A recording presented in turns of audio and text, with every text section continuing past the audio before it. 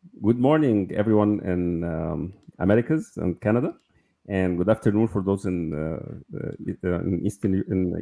Europe, Middle East, and Africa, and good evening for those in Asia Pacific. It's our third episode now with Antoine Carriere, and it's about discover and develop. And actually, today we have a very interesting discussion that we're going to have on how can talent-based development help your workplace. And actually, I have first to welcome Antoine, and then I'll tell my problem statement at the beginning because actually, I'm having lots of clients having the same issue, and I need your say in it. And this is something. This is a great free opportunity for free mentoring and consulting. That everyone who's having a war on talent will need to hear. And actually, this is so. Please, good morning, Antoine. How are you today? Good morning, Chef. I'm doing well, thank you. It's Yes. good afternoon to you, and it's really good to be back and glad we're having these conversations. Thank you, Antoine. So, starting off with what I'm seeing these days from entrepreneurs having businesses in different sectors, they are actually very much complaining and concerned about the fact that they are training people for 6 months, onboarding people for 6 months or 1 year. They're coming in fresh, they're coming in new, they're coming in not understanding the process, and then after they are invested in from the technical perspective and they know how to do the work, and actually they are exposed to many different technical procedures, processes, tools, and they're invested in when it comes to onboarding training, and most of this time they're not yet productive. They didn't yet have their own pieces of work, and they are headhunted elsewhere, and this is where the war on talent comes in, to actually take off, sweep these people out of the workplace, and offer them higher salaries. They are taken there, and in the last 3 years, actually, I've seen that most of the organizations uh, um, that I was working with are actually, in a way, putting less investment in soft skills training or human skills training, in strength based coaching and the delivery for the new. Also, not investing much in the culture fitness. The onboarding process itself is mostly technical and productive rather than what we call it, there is something about development, people development, that I believe everybody is missing, and this is where I want to take our talk today, because as much as I appreciate the technical and the hard skills, what they call it, it's very much important to integrate this in a talent-based development or something like a holistic process that includes the well-being and the growth of talents. Mm, And mm-hmm. this is a balance that I believe most of the clients that I work with, or I see in the market, they actually lose. Yeah. What Yeah, do I need to invest in? Yeah. So, shut mm, off with everything that you're saying. I think there's so many things to unpack. Okay, and I think there'd be so many things to address, and I think there's to keep the theme around today around talent based is the first part. Um, and there's probably a clarification that I think is important for people to understand as we're talking about it and doing it, is the fact that when I talk about talent, it's not just taking an individual that we call talent, but it's actually looking at individuals and helping them discover their own talent. And it's working on, and so talent is something that is natural to somebody. It's we You either have talent or you don't have talent, right? And I always give the example of, you somebody can walk into a kitchen and go, "Oh, I'm smelling cardamom, I'm smelling some cinnamon and some garlic." Other people walk into the kitchen and go, "Oh, that smells really good." Right? And then so you have some people who have a talent to be able to use their nose and to figure out all the different spices, and some people don't. And so you either naturally have that gift or you don't. And yeah, you can train up certain things, but there's some people who just really have it. And that's where I think that as organizations, we need to start having conversations, because it's tapping into those talents, those that raw natural approach that people have, that really then enhances the competencies, the skills, the knowledge, and the experience that people have. And so that's the first part. I think there's individuals that can contribute in different ways, and that's kind of, those are things we need to think about as well. But to kind of counter this whole war on talents, I think it's about changing the conversation, right? If you're an organization that all you do is train up somebody, well, technically, yeah, you're going to be a stepping stone, because what colleges and universities or technical schools aren't giving us, well, I'm going to go to your business and actually acquire it, and then once I've acquired that skill or competency, I move on. Now, if you're able to now say, okay, let me help you better understand yourself, let me help you better, to know what you bring to the table and how you contribute. If you change your role as a leader, right, and as an organization, instead of saying, I'm going to help you deliver products, I'm going to help you grow. I'm going to help you meet your purpose or your mission. And those to me are conversations, and I think we've talked about this before in terms of, let's stop hiring for competencies or education, and let's start hiring around fit. Are you a good fit? If you're a small business, and don't hire somebody who aspires to work for the large corporations and get the reputation of saying, well, I'm working for, right, Accenture, Oracle, Intel, right? If that's what people are looking for, and you're a small little business, they're not going to stay. They're not a right fit for you, Mhm. because they want the reputation, the name, okay, is more important than what they're actually going to live. And so I think that's a lot of the stuff, to get our conversation started. Today I think that's really what we need to start doing, is right off the bat, is figuring out what's your employee's mission and purpose in life. Gallup actually did a poll, and this was almost 15 years ago, and they've redone it and reconfirmed it, where they ask a question worldwide, in terms of, how important is it for you that your life has meaning or purpose?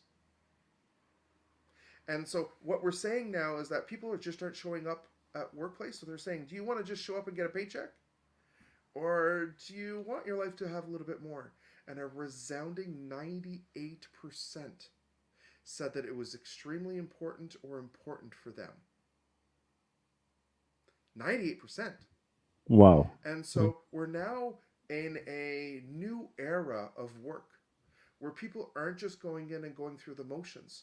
No matter, even if you're at a service based industry, right? And you have your store, you have your restaurant. If your purpose is to give somebody a great eating experience, chances are your restaurant is going to explode and attract more people than just having food. Yeah. And I think that as businesses and organizations, we need to figure out what that purpose is first. And then how do we help them naturally being able to achieve and to meet that? And I think, so, three things, right? Change the conversation, right? We need to start kind of how we approach things, skills anybody can get, but really kind of looking at the individual themselves. What's their mission? And are we bringing in the right people? I think those are kind of three of the big things right off the bat. So when we are talking about the purpose and mission, I'm seeing here a new conversation that actually invites growth and invites mentorship from the leader, that may need to actually be implemented in the process of the organization. As if I'm taking someone who will continue to be in my family. It's not as if I'm It takes a nurturing figure, parenting figure, something that will nurture this talent into their purpose.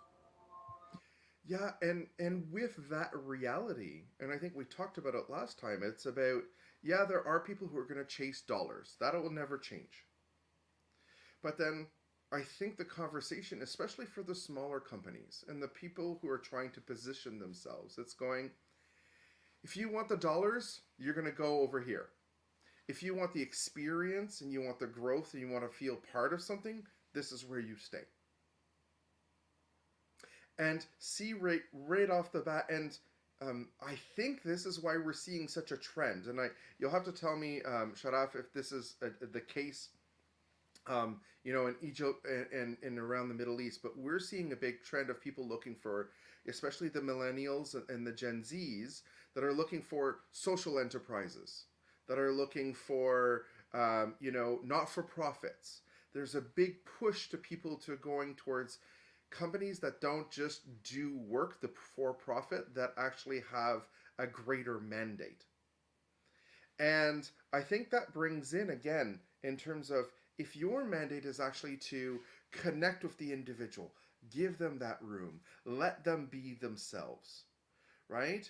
I think that's where, I think that's where we start changing that conversation. And being able to quickly help people, your teams and your individuals, to assess what they bring to the table. What are those talents? And I think there's two different types of talents. And, there's two tools, as you know, that I use, and that through doing all of my research, all of the outreach, I'm somebody who keeps trying new assessments. These are the two that I've chosen to work with. So I'm going to be very candid that these are the ones that I work with, right? But I think the Clifton Strengths is a great one. Clifton Strengths, or formerly known as Strengths Finder, really allows people to accelerate their discovery in terms of personal. What do you bring to that table? And so what that does is that it tells us how we do things. It's about how we filter the world. The other tool that I've discovered that really helps, especially for businesses, is looking at what they call the builder profile, or BP10. And the builder profile is actually trying to explore identifying people who have the capacity to create economic momentum. And what I mean by that is, are they people who are able to increase their revenues, decrease costs, increase number of job growth, right? Create stability for our new products, our new services, our divisions. And so that's when we start looking at talents, that how do we allow those people to contribute to the right meetings, to the right projects, right, at the right stages of what we're looking at, and how do they do it which is best for them. And I think just starting to bring those conversations, as a leader, if you're able to do that, as an organization, if you're able to do that, what that does is it now positions and transforms your conversations around work in terms of, not did you deliver your task, okay, but more about, how am I going to support you for you to get your results done. And that's what talent based development is all about. Yes, you need certain skills and competencies. Most people, right? That you can acquire. You can acquire it when you go back to school. You can do it. So that you help certain people train.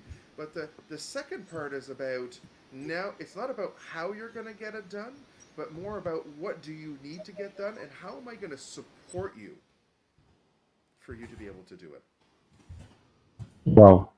So that's actually this mindset. If leaders actually position themselves in such a place, I believe that a lot of things can change. But what I have been seeing in the last period, that some leaders are really threatened from things that are enjoyable and talents that are in some individuals they have, that may not serve they may see that does not serve the organization purpose. For instance, being a software programmer and interested in photography and maybe direction of movies. Maybe somebody else, that you can see, like somebody who likes, for instance, to enjoy his weekends doing some woodwork or something, and Mm-hmm. he's already an accountant or something. You know, somebody who's like a YouTube influencer or something, who's a public figure who just likes to create videos, funny stuff, and actually share with people this, and he's actually yeah, just a process manager or a project manager or whatever. So in a way, some talents actually may actually be expressed in ways, some people, some leaders I see, get intimidated from the extracurricular activities that their employees do, and feel that it is a threat to the workplace, or it's a threat to the organization, or maybe there's a conflict of interest, and they start putting some constraints and mocking around, their these talents, and actually, asking them to be more focused at work and getting their pieces of work better.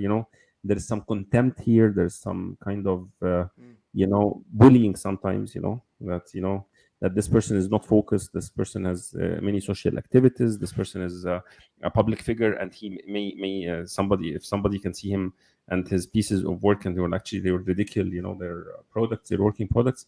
And in a way, I see these talents, feeling like black sheep at work. And Mm. sometimes, instead of having this as a secure job and performing well, they lose the connection with the place, because actually it doesn't respect their extracurricular activities. And in some cases, that I facilitated some innovation and strategic, projects, these talents were really needed to, for instance, to create better marketing for the organization, for actually repositioning the employee value proposition that's marketed for their. But actually they fail to connect them, fail to add them to, to the what they to the value proposition they're having, fail to integrate their wants, needs, uh, um, and actually their energy and their talents inside the workplace, and it's all lose situation. Mm. So Mm. what do you say about that? Yeah. Well, as you know, my usually my first thought when it comes to things like this is what's causing those managers to feel that way, right? So if what I'm doing on weekends is causing you to be worried about work, where's that coming from? Why? Right? And if if it's because they're concentrating more on their extracurricular, I'll bring back to what we just talked about. Chances are that work is just a place where they're getting a paycheck. But remember, that's not what our society wants these days. It's not where we're going. It's not the interest of people. And I think that's the key part. I think that's the part of the conversation that we need to start addressing is, as a leader, the first thing is not to be worried about the extracurricular, but why is the extracurricular more exciting than your actual work? And that's where, the conversation that I have with a lot of leaders and employees is about how do you start loving your work again? And it's not about changing your job, right? This is about changing how I approach, organize, and actually do my job.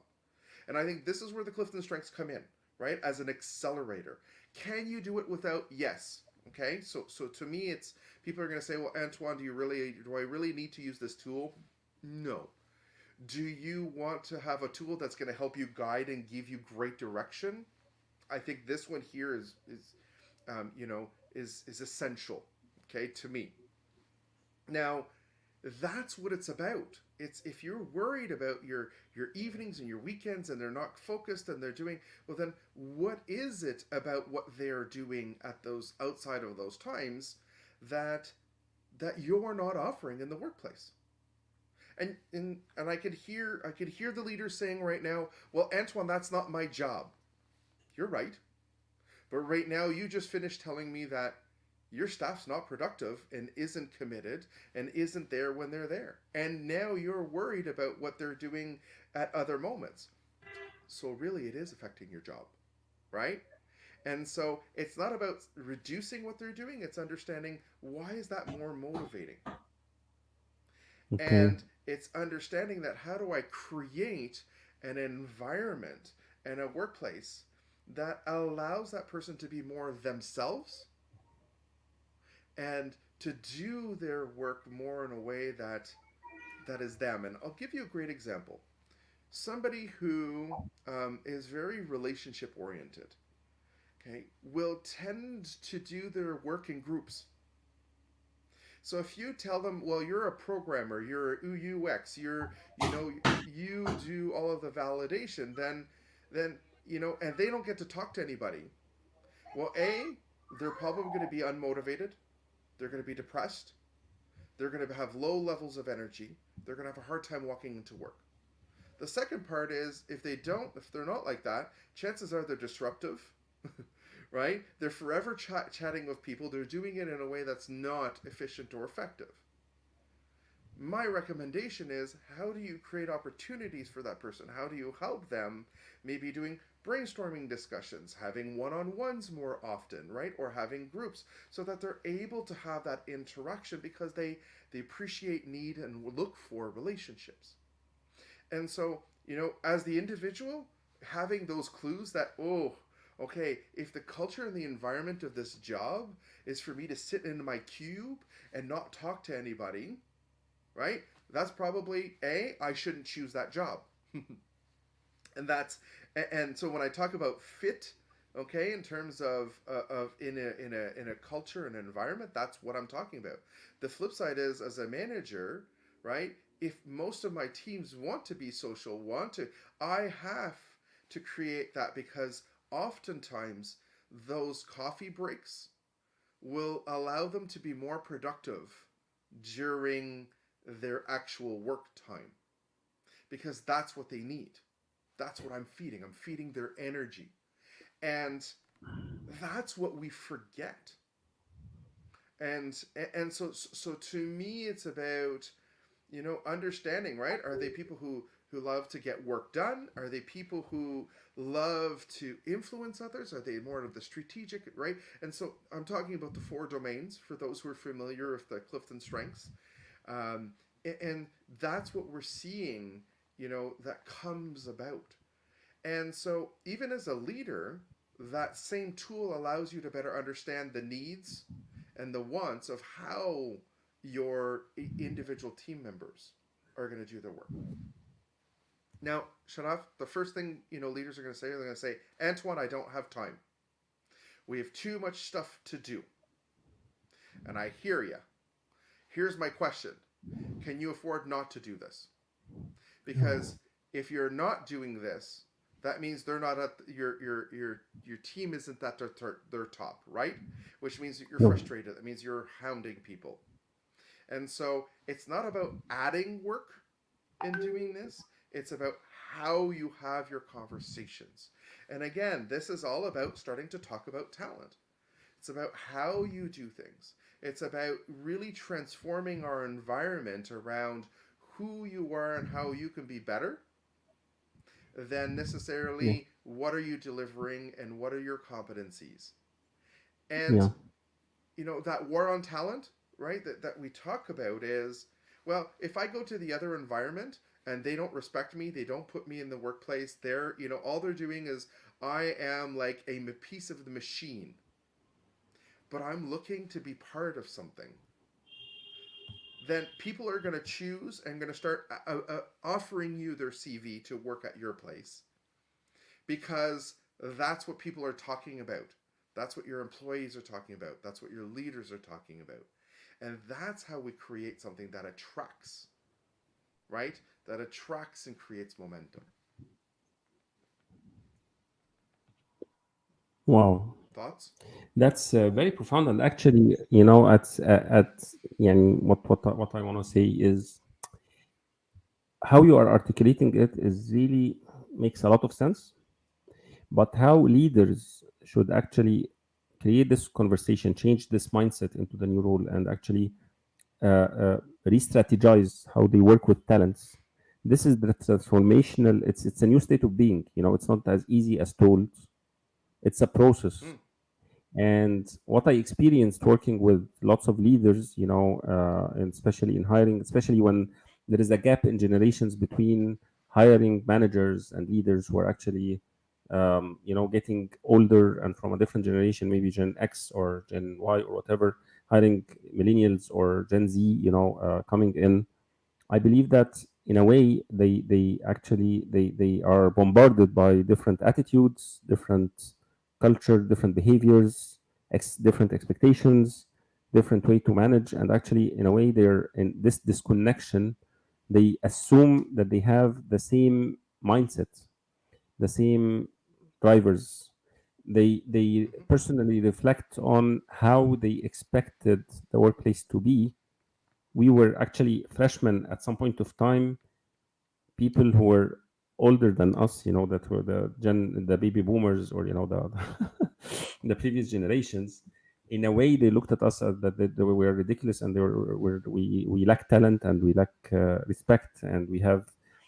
And in a way, they had this anger. Some leaders are having these days against us, when we were hired, because actually we were not understood.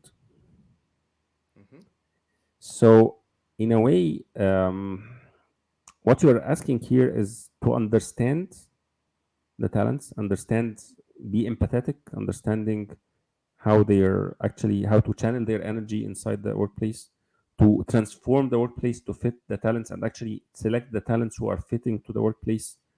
This is, in yani, as much as it seems simple and makes sense, it's a huge transformation for some people, huge transformation for some organizations. And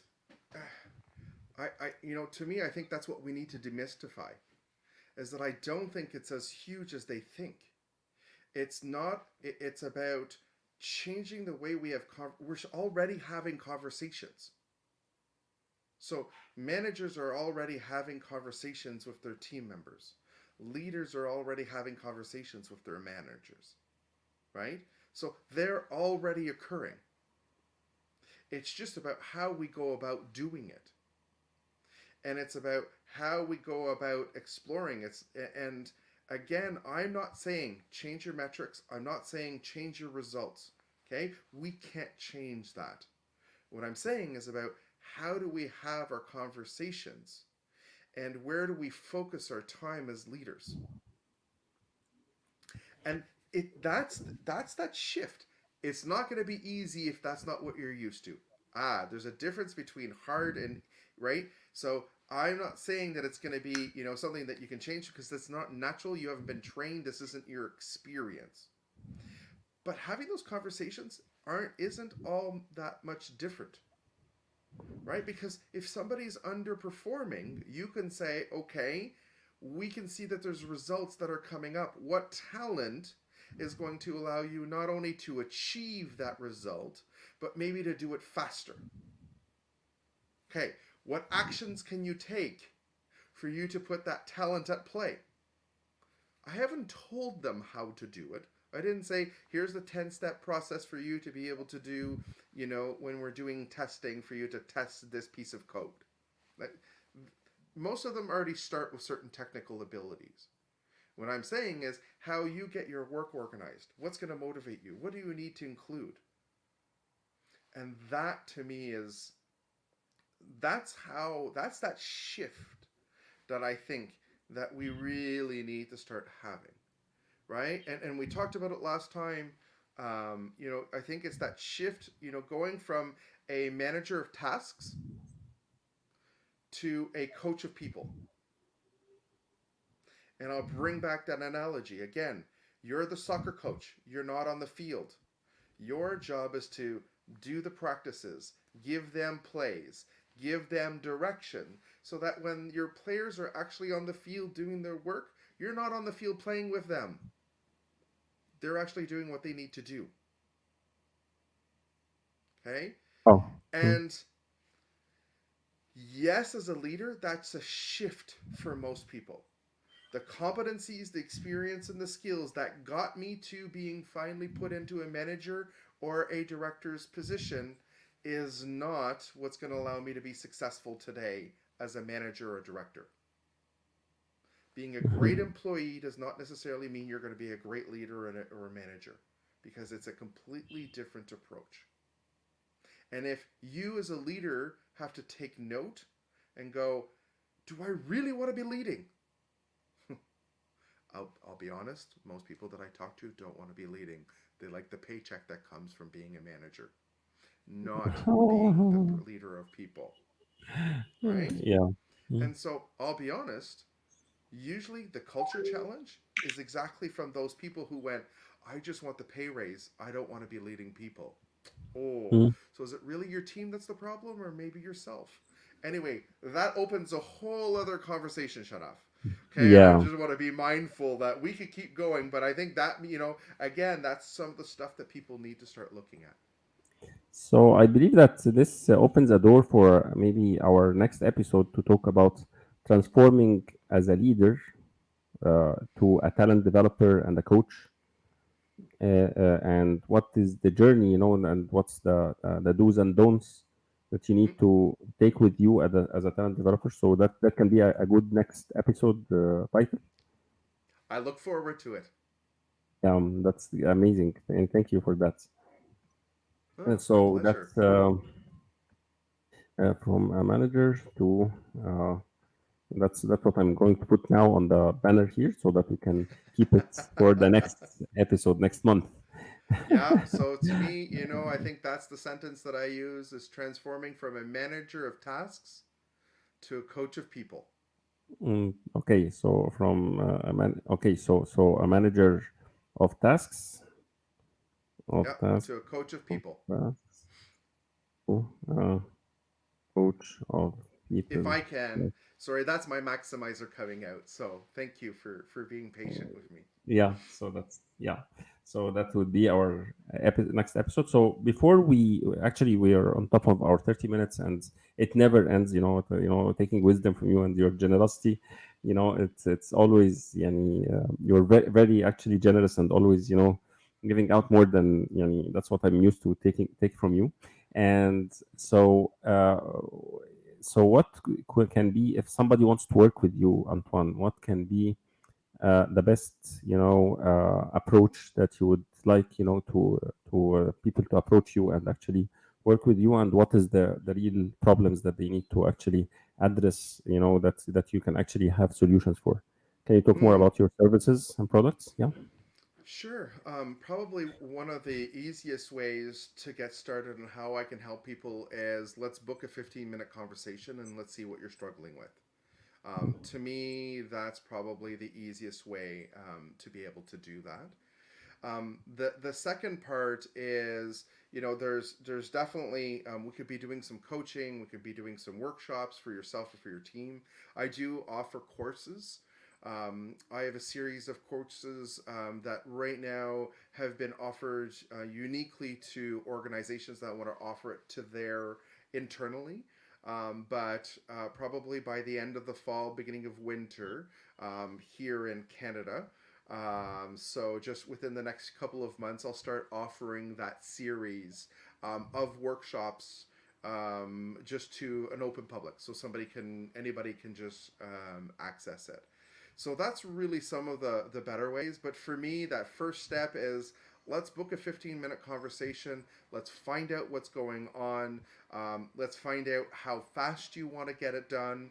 And then once we're able to do that, then I can share my arranger and my strategic with you, which are two of my talents, to be able to help you kind of really address what you're trying to achieve and showing you a whole bunch of opportunities to do that. So thanks for allowing me to share that with folks, Shanaf. I really appreciate it. Thank you, Antoine. Really, it's totally appreciated. And I have a little bit of an announcement to make because actually the clock is ticking in a way, and we're having this our team coaching program. It's a 90 hours ACSTH program. It will start on 16th of October. Actually, today is the final day of the 30th of September. The early bird discount is 50% discount off the And the 90 hours ACSTH program, Team and Culture Transformation program, is actually it's 3 modules. It teaches you how to build trust in organizations, how to actually work with the culture transformation, how to deal with conflicts, how to actually work with teams and systems and systemic coaching for with our intention, reality, and trust model. So if you want to enroll in this program, if somebody wants to enroll in this program, just scan the barcode that's on the video, and you can actually fill the registration form, and we will contact you. And you can, if you register today, you will get the early bird discount. Once we contact you, you will get it. Super early bird discount. It's 50% discount. It's 27,000 EGP, which is something like 1,500 US dollars. So that's it's instead of $3,200. So I believe it's a huge Good. opportunity, yeah, for a 90 hours program, SESTH, with some practice coaching and very interesting tools. So hope that this episode was really an amazing one. What can you say as as a final, as a finale for those who heard us today and actually were listening to our and watching our episode? So what can be your final, crisp, what they call it, takeaway of today's conversation? Yeah, I think to state a topic, I think probably the biggest recommendation is we can keep training people up with skills.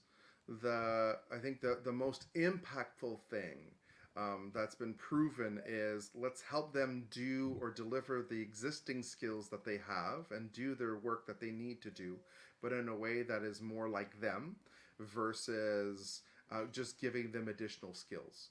And so that's where your talent based development really comes into play. And there are some great tools out there.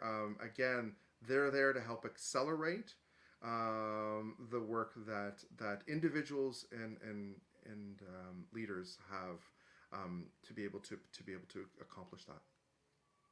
Oh, so that was profound.